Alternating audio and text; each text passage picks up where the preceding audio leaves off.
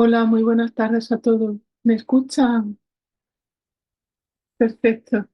Bueno, lo primero de todo, agradecer a la organización de este evento, pero muy especialmente al maestro José de Jesús Castellanos, que se puso en contacto conmigo y me ha invitado a participar en este encuentro en honor a Tatabasco. Eh, Gracias también a todos los asistentes.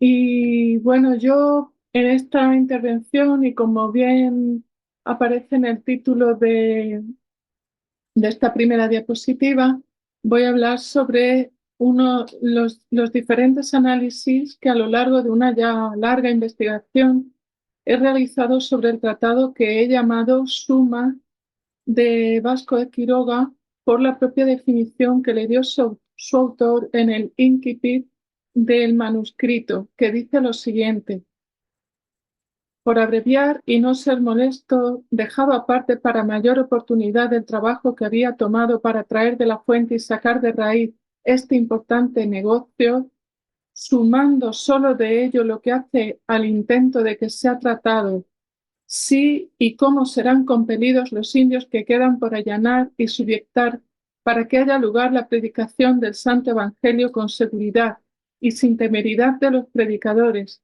dentro de lo contenido en la demarcación de la bula de donación y concesión hecha por su santidad del Alejandro VI y sus sucesores a los reyes de la corona real de Castilla. Bueno, aquí Quiroga dice sumando, es decir, resumiendo este pequeño tratado de otro más amplio. Bueno, el primer análisis de este tratado lo realicé cuando estaba mm, investigando para mi tesis doctoral que defendí en la Universidad de Sevilla en el año 2011, para poder contextualizar correctamente la unidad documental en la que se recogía el manuscrito que yo por entonces tenía como objeto de mi tesis, la historia de los reyes moros de Granada de Hernando de Baeza. Este manuscrito, la historia de Granada de Baeza, se encontraba cosido junto a otras dos obras. La siguiente era la Historia y Anales, escrita por Lorenzo Galíndez de Carvajal, secretario de los Reyes Católicos y miembro de la Cámara y Consejo Real de Castilla durante su reinado, pero también durante el reinado de Carlos I, y el escrito que con el tiempo y tras este análisis pude identificar con toda seguridad como obra original y manuscrita del primer obispo de Michoacán, Vasco de Quiroga.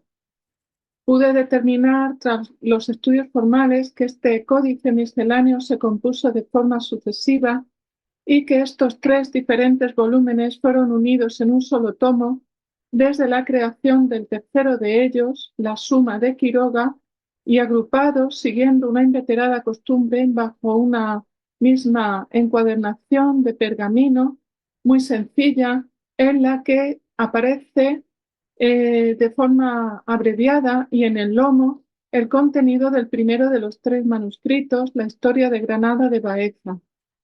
Bueno, de todo esto ya he hablado largo y tendido en algunos artículos ya publicados, por lo que paso a, mm, a describir primero de forma en su forma o continente y después en su contenido esta suma de Vasco de Quiroga.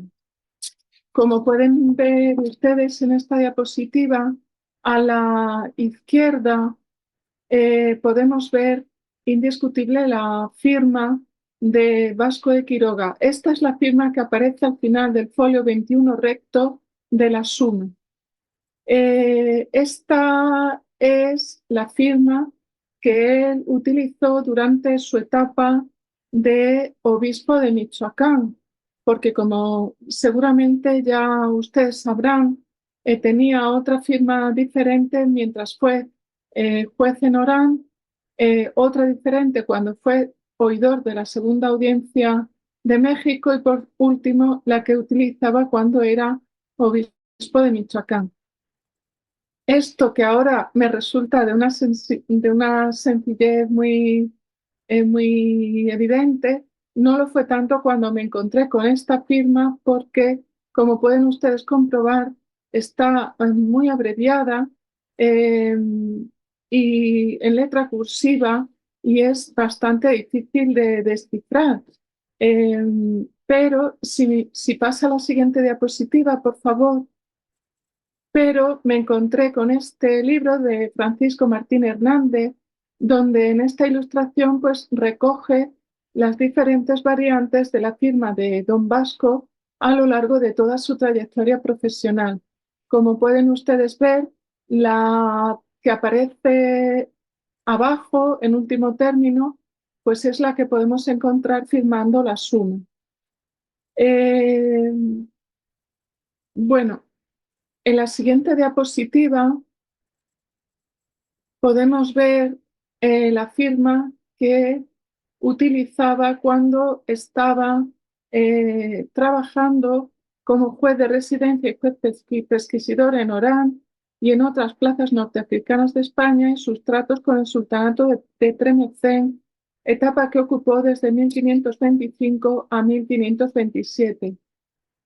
En segundo lugar, su posterior primera etapa americana como oidor de la segunda audiencia, de donde es este documento que tienen ustedes en pantalla, que se encuentra en el Archivo General de Indias de Sevilla, como oidor, como digo, como oidor de la segunda audiencia de México y juez de residencia entre 1530 y 1538. Esta firma se puede interpretar como licenciado Quiroga. Y la siguiente diapositiva, por favor. Aquí vemos cómo firma de esa misma manera al final de la información en derecho, documento que se encuentra en la Biblioteca Nacional de España en Madrid. Y si puede usted pasar la siguiente diapositiva, por favor. Mientras que aquí, pues ya aparece la firma de Vasco de Quiroga como obispo y que ocupa la franja temporal de 1538 a 1565.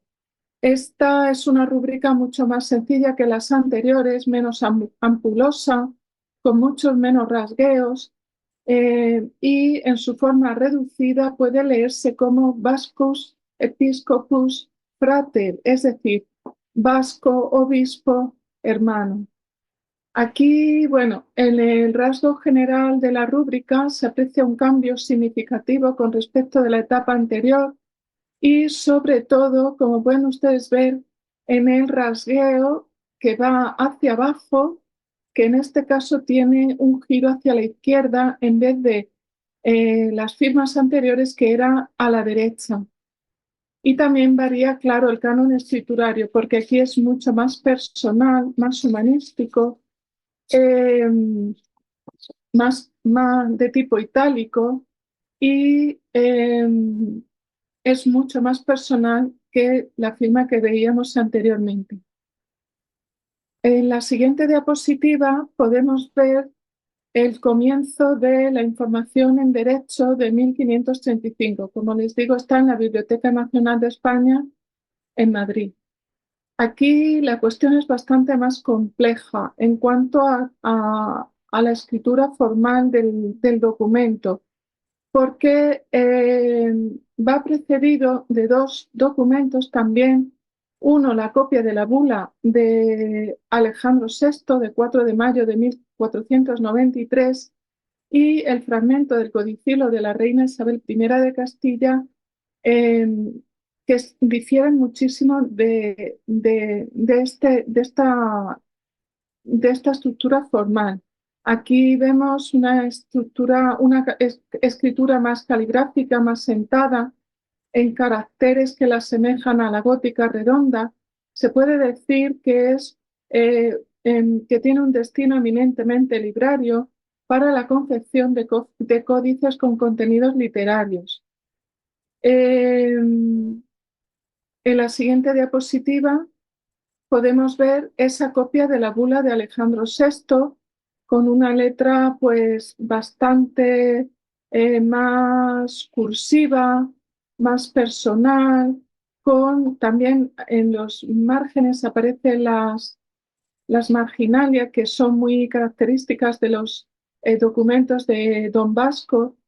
Y bueno, la diferencia entre estos documentos es que aquí no hace falta darle tanta inteligibilidad, sino que este, y tanto este como el documento del Codicilo de la Reina Isabel, son documentos que él utilizaba para trabajar de forma personal, mientras que la información en derecho iba destinado a un público en general y por tanto tenía que ser mucho más inteligible. En la siguiente diapositiva podemos ver la suma. Aquí tenemos un texto donde aparecen de nuevo diferentes grafías. Por un lado, la firma, como ya he presentado anteriormente, que es una cursiva, de tipo cursivo, humanístico, muy personal. Y por otra parte, este texto que es eh, una escritura muy clara, sentada, de tipo itálico, básicamente humanística, pero que tiene elementos góticos insertos en el texto. Es el caso de ese pequeño circulito rojo que les he señalado. Eso sería un comienzo de párrafo donde eh, sigue un modelo librario, se podría decir de imprenta, lo que muestra una gran pericia caligráfica por parte del escriba, porque es capaz de combinar en una misma redacción varias formas de escritura con cánones diferentes. Cada uno de ellos exige también el empleo de diferentes instrumentos escriturarios, uno con corte a bisel, otro con punta recta. Y no solo eso, sino alternar uno y otro para componer una particular estética de la página. El adorno de alguna letra capital gótica, como esta T que les señalo ahora mismo en esta diapositiva, refuerza la idea de este especial conocimiento técnico del amanuense. Eh, También, como pueden ustedes apreciar, en los márgenes de la suma encontramos marginalia o ladillos en los que podemos ver eh, las referencias bibliográficas de las inserciones que aparecen en lengua latina de los autores que Vasco de Quiroga utiliza para reforzar sus argumentos. El texto está a línea tirada y está escrito, salvo estas interpelaciones, en español culto de la primera mitad del siglo XVI. Una diferencia entre estos marginales de la suma y los que hay en la información en derecho es que aquí únicamente los utiliza para hacer referencias bibliográficas, mientras que la información en derecho también añade eh, algunas anotaciones personales que el autor emplea para demostrar sus puntos de vista. Y son explicaciones, digamos, adicionales al texto, pero muy personales. Bueno, vamos a ver ahora la siguiente diapositiva. En esta podemos ver el modelo impreso que siguió Quiroga en la Suma. Fíjense que nos encontramos ante la edición de las paradojas de Alonso el Tostado, y les he señalado también en rojo ese comienzo de párrafo en cursiva, en gótica, perdón, en gótica redonda, y fíjense en la T, cómo es prácticamente idéntica a la que habíamos visto anteriormente en la suma. Bueno, esta impresión de las paradojas de Alfonso de Madrigal es de Venecia, de 1508, y aunque es verdad que, como he dicho anteriormente, la suma está a línea tirada porque era, digamos, la forma habitual de la escritura de los manuscritos, y esto es un impreso que se dispone a dos columnas, realmente la semejanza del aspecto de las páginas es notable. y sobre todo esta coincidencia de la capital gótica T, que bueno, a mí no me parece una coincidencia porque precisamente Alonso de Madrigal es una de las fuentes principales de Quiroga en la Suma, no solo por la naturaleza que comparte con el obispo abulense, ambos naturales de la villa de Madrigal de las Altas Torres, sino también por la afinidad de postulados, que es lo que más nos interesa en la redacción de un tratado de naturaleza doctrinal. Con el tostado abre Quiroga la Suma y con él la cierra, después de advertir que había consultado recientemente un tratado del antiguo obispo de Ávila, muy a propósito para la materia que está sometiendo a debate en este escrito. En la siguiente diapositiva, y pese a la variedad de la escritura de Vasco de Quiroga, eh, algunos rasgos de su grafía particular nos permiten precisar su autoría de puño y letra. Por ejemplo, las invocaciones simbólicas o cruces que son tan importantes para encabezar los escritos en un autor cristiano. Como pueden ustedes ver en esta diapositiva, el tramo vertical de todas estas invocaciones es sinistrógido, es decir, comienza en la derecha y termina en la izquierda. Pero fíjense en la que está a la izquierda, a su izquierda en el centro. Esa es la invocación simbólica de la suma y en el trazo a la derecha pueden ustedes ver un pequeñito adorno que no es otra cosa que una flor de lis como remate del brazo de la cruz. Todas ellas han sido elaboradas de forma inequívoca por la mano de Quiroga y ahora, un poquito más adelante, explicaré el porqué de esta pequeñita flor de lis.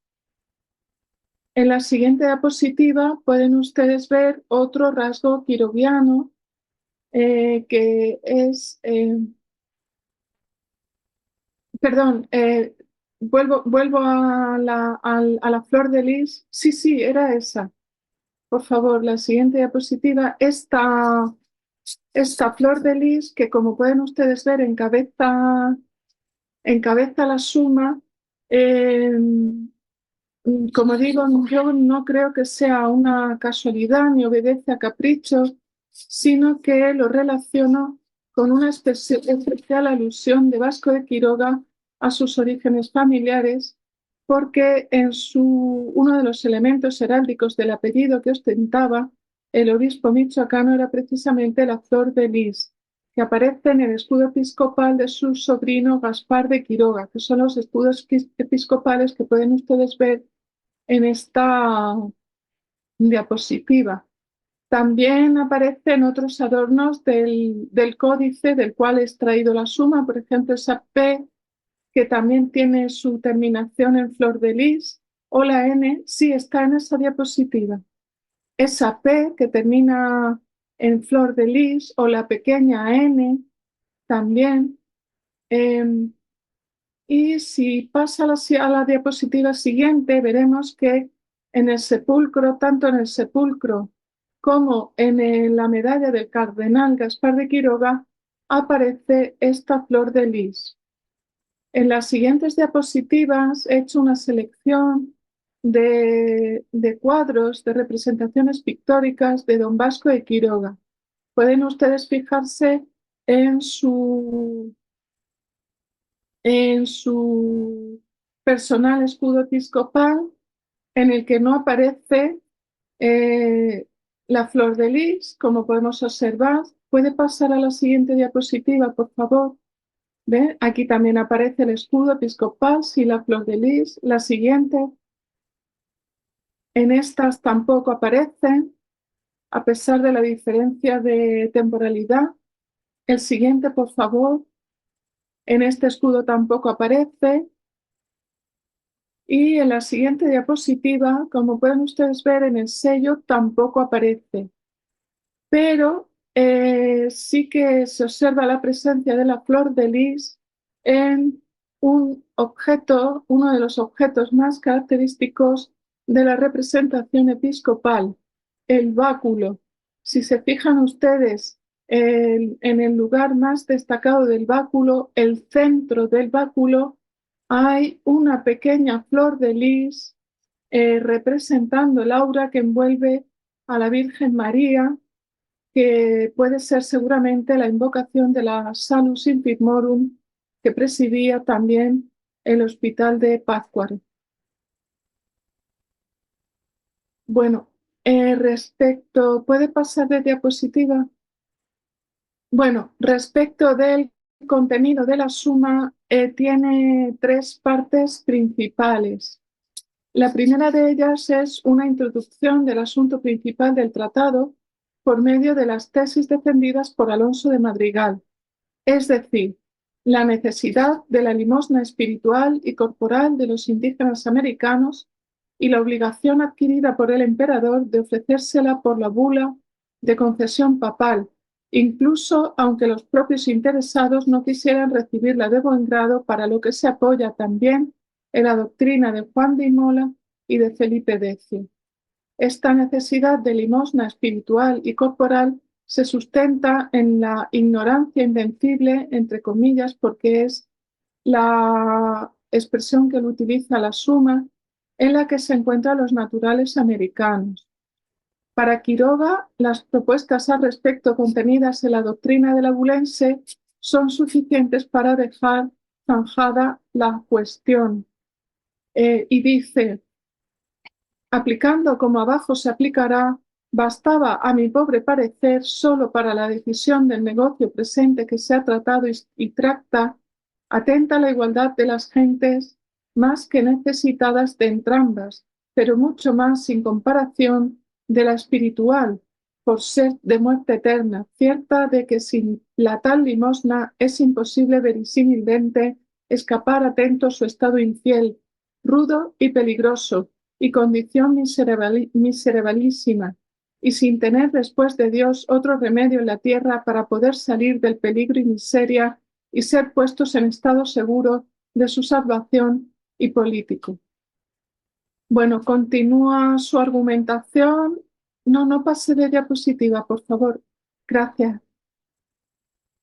Continúa su argumentación extendiéndola al debate sobre la licitud de la donación pontificia al emperador, valiéndose sobre todo de la doctrina de Inocencio IV y del cardenal ostiense Enrique de Segusio, a lo que añade un despliegue notable de fuentes jurídicas muy al uso en la época, que apuntalan sus argumentos: Juan Arbóreo, Juan Driedon, San Antonio de Florencia, San Anselmo de Canterbury, Bucardo de Worms, Friderico Schenks, Juan Gerson, Aliciato, Pedro Ancharrano, Giulio Ciannetto o el cardenal Cayetano. Añade la teología paulina, San Agustín y, por supuesto, San Ambrosio de Milán, fuente característica en los tratados quiroguianos y su inspiración respecto a la beatitud del laicado. Concluye, por tanto, que la compulsión que puede ejercerse a los indios para su bien temporal y espiritual, y cito textualmente a don Vasco, ha de aprovechar para la salvación de sus ánimas y con el moderamen debido, la cual compulsión, y para tal efecto, por ser espiritual, solo el Papa la puede mandar hacer, o a quien ello cometiere, donare y demarcare, como lo tiene hecho en la Corona Real de Castilla. Incluye, por supuesto, en su línea utópica, que es una de las características originales de la tratadística de Quiroga, como lo que él llama la jurisdicción de los naturales. En la siguiente diapositiva podemos ver la segunda parte de esta suma. Como pueden ustedes ver, al final de la página de la izquierda, perdón, dice y la instrucción. Esta es la parte más singular y característica de este escrito, en la que Quiroga realiza una propuesta personal sobre el mejor modo de llevar a término la evangelización de los naturales de América, especialmente de la Nueva España, y más singularmente de los indios chichimecas, es decir, los que permanecen dispersos en el medio natural, viviendo de los recursos de la tierra y sin asentar en poblados, es decir, los nómadas. Y el tercero y último de los apartados, si puede usted pasar la diapositiva, por favor. Bueno, es un añadido final que, como pueden ver ustedes al final del manuscrito, viene encabezado por el símbolo de párrafo. Bueno, pues este es un añadido final, como digo, que Quiroga justifica por el acceso reciente a una obra del Tostado, volvemos otra vez a Alonso de Madrigal, que desconocía, cuyo contenido viene muy al caso de la polémica debatida, lo que le permite realizar unas precisiones finales a modo de conclusión. Y como pueden ustedes ver, cierra la suma con su firma. Bueno, en la siguiente diapositiva ven ustedes la carta que Quiroga escribió desde Madrid del año 1553, que tiene una relación inequívoca con la suma. Y bueno, esto se prueba por la explicación en extenso contenida dentro de la suma, donde habla de su propio significado y contenido. La explicación sobre la opinión que mereció este tratado por parte de Bartolomé de las Casas, tenemos las propias palabras que escribió el obispo dominico, como pueden ustedes ver, al margen de esta carta de Quiroga, junto al encabezamiento, que dice lo siguiente: del obispo de Michoacán, donde quiere probar que se puede hacer guerra a los indios por traerlos a la fe. Bueno, parece que Las Casas no leyó con atención el tratado de Quiroga, pues omite en su apreciación los múltiples matices que sobre esa idea general fue introduciendo el obispo de Michoacán, su radical oposición a una guerra indiscriminada contra los indígenas americanos y el lugar prevalente que otorgaba a la predicación y pacificación sobre cualquier método coercitivo, negando toda posibilidad de guerra justa y dejando abierta una única y mínima posibilidad de guerra defensiva. La opinión de Las Casas no coincide en absoluto con el propósito declarado por Quiroga en la epístola que éste le mandó a Bernal Díaz de Luco, donde dice: y esto por no más de porque se vea de que muchos murmuran que no se tiene aquello de las Indias y tierra firme por los reyes católicos de Castilla con menos santo y justo título dentro de su demarcación que los reinos de Castilla. Antes parece que las Indias con mayor, como vuestra señoría, muy mejor lo sabrá de ello colegir. La participación de Quiroga en la Junta Vallisoletana de 1550-1551 está aprobada por las palabras de Bernal Díaz del Castillo, quien por entonces se encontraba precisamente en Valladolid, donde estaba sentada la corte, en busca de un reconocimiento a sus méritos adquiridos durante la conquista de México. Del Castillo dio mucha importancia a la presencia de Quiroga en la Junta de Valladolid, y aunque hemos visto que Quiroga niega su participación directa en las reuniones y reconoce solo una presencia discreta entre los diferentes expertos reunidos en la capital castellana en esas fechas, fuera de las, digamos, reuniones oficiales de la Junta, influyó en ellas mediante diferentes escritos mostrados a los invitados oficiales. Y bueno, tanto Bernal Díaz del Castillo como Quiroga coinciden en dar a su testimonio la importancia de ser testigo práctico de los acontecimientos juzgados en la Junta, lo que demuestra que debemos tener muy en cuenta el influjo, siquiera indirecto, del obispo de Michoacán en las reuniones de Valladolid de 1550-1551. Todo esto nos lleva a la conclusión, si puede pasar la diapositiva, por favor, gracias. Todo esto nos lleva a la conclusión de que la suma y la carta tienen estrecha relación y por tanto que la suma se relaciona también estrechamente con el llamado de Debelandis Indis mencionado en esa carta y que todos estos escritos quiroguianos deben datarse en torno al año 1553, fecha de la carta. Por tanto, debemos concluir que estamos ante una suma o resumen de un tratado más extenso, quizá el que se ha conocido hasta ahora como de Debelandis Indis, aunque no es un título de obra, sino más bien de su contenido, por la necesidad del autor, es decir, de Vasco de Quiroga, de participar de forma inmediata en el debate que se estaba suscitando en torno a la cuestión indiana en España durante los años centrales del siglo XVI, especialmente durante y después de la reunión de Valladolid de 1550-1551, que había dejado abiertas dos posturas polémicas acerca de la mejor manera de abordar la colonización y evangelización del llamado Nuevo Mundo, una representada en un extremo, en esencia, por Fray Bartolomé de las Casas, la otra en el otro extremo por Juan Ginés de Sepúlveda.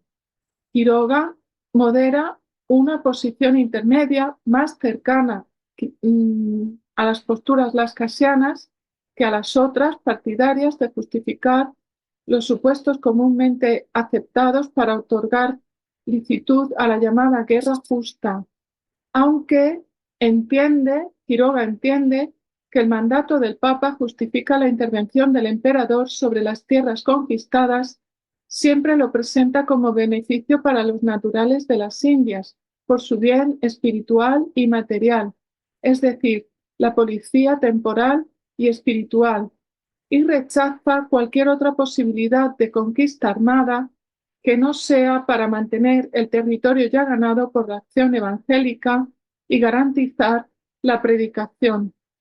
Toda otra actividad, en especial la guerra y la explotación de los naturales, es rechazado de plano por el obispo Quiroga. Para él, la obligación del Papa y del emperador y rey es extender la luz del Evangelio entre las gentes nuevamente descubiertas, invitándoles a la casa del Señor sin más fuerza que la caridad y el ejemplo de vida cristiana, dejando que la gracia ilumine a los catequizados. Su rechazo a la fuerza coercitiva se sustenta en una creencia firme en la fuerza de la fe. Muchas gracias.